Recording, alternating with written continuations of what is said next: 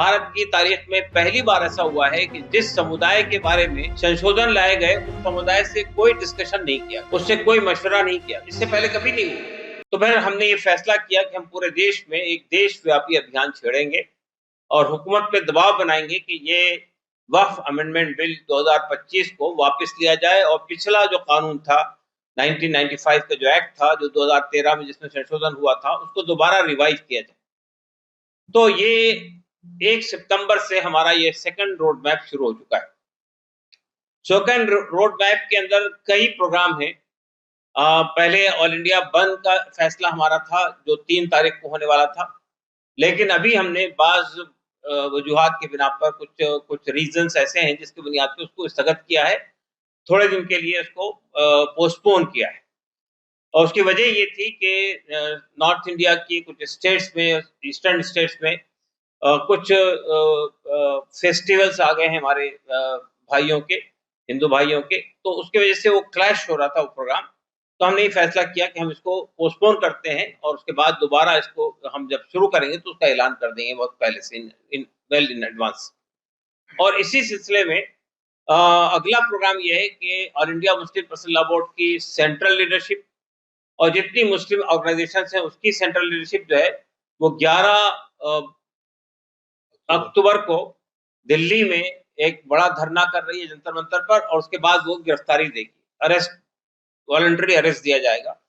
उसके बाद बड़ा दूसरा प्रोग्राम जो है वो 16 नवंबर को दिल्ली के रामलीला मैदान में होगा।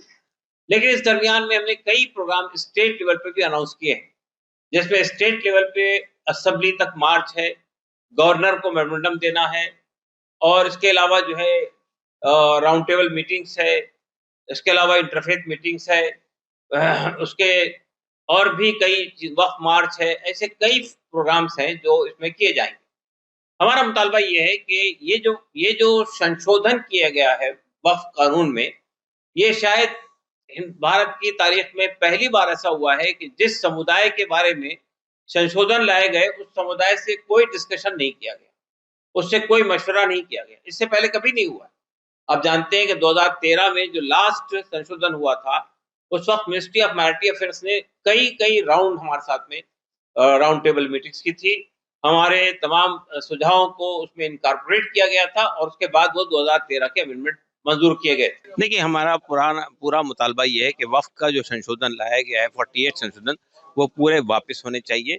वो पूरे वक्फ की प्रॉपर्टीज़ को हड़प करने के लिए, ख़त्म करने के लिए लाया गया है। तो हमारा मुतालबा ये है कि हमारा ये जो अभियान है ये उस वक्त तक चलता रहेगा जब तक कि वक्फ की ये पूरी अमेंडमेंट्स वापस नहीं हो जाते हैं।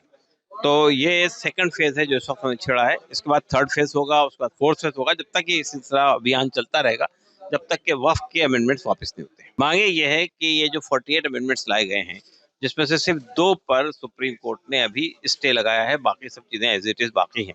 हमारा मानना ये है कि ये पूरे अमेंडमेंट वापस होने चाहिए, यही हमारा मुतालबा है। देखिए, जो कुछ उत्तर प्रदेश में हो रहा है वो असंवैधानिक है। हमारे चीफ मिनिस्टर साहब के ज़रिए से जो कुछ हो रहा है तानाशाही है और उस पे विराम लगना चाहिए।